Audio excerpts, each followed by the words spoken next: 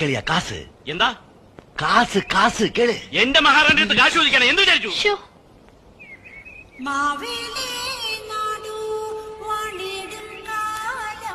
വള്ളൽ പരമ്പര പിത്തളി അള്ളി അള്ളി കൊടുക്കറ.